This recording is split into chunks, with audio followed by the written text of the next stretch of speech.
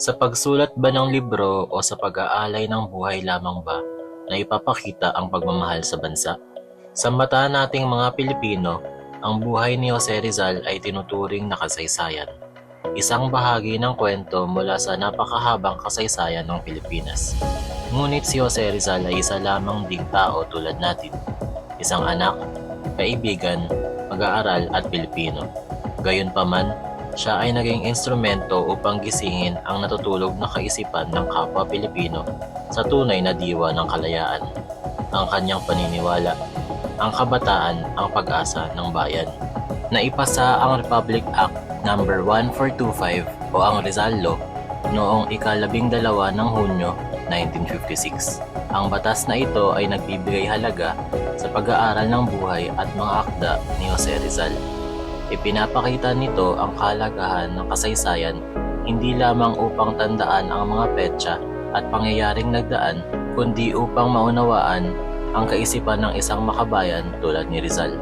Isang sandigan sa pagpapahayag ng kanyang pagmamahal sa bansa. Ipinahayag ng batas na ang pag-aaral ng kasaysayan ay may kabuluhan tulad ng agham at sipnayan.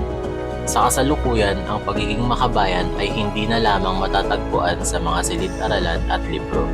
Ito rin ay naipapakita sa pang-araw-araw na buhay. Bawat isa sa atin ay may angking talino at kakayahan upang maipahayag ang ating pagkamakabayan. Maaaring sa ating isipan ay malalim at mabigat ang kahulugan ng salitang makabayan. Ngunit kung ating iisipin, maaari itong maging simple at maging bahagi ng araw-araw na pamumuhay ng bawat isa. Ang katagang mahalin ang sarili ang nagpapatunay nito. Mahalin ang paligid. Mahalin ang kahalagahan ng pag-aaral. Mahalin ang wika.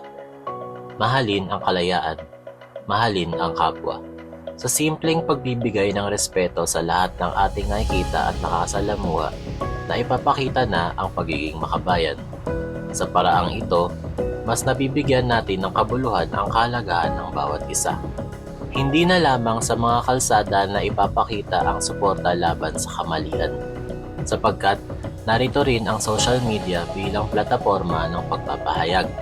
Ang pagsuporta sa musikang Pilipino, sining, pagkain at kulturang likha ng kapwa Pilipino ay mga paraan upang mabigyang boses ang yaman ng ating lahi.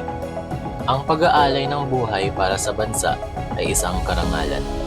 Tulad ni Rizal, ang kanyang buhay ay naging simbolo ng pagmamahal sa kapwa at sa inang bayan. Ngunit ating pakatandaan na hindi lamang ito ang paraan.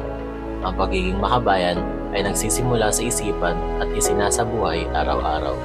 Hindi dapat manatili sa libro ang buhay ni Rizal.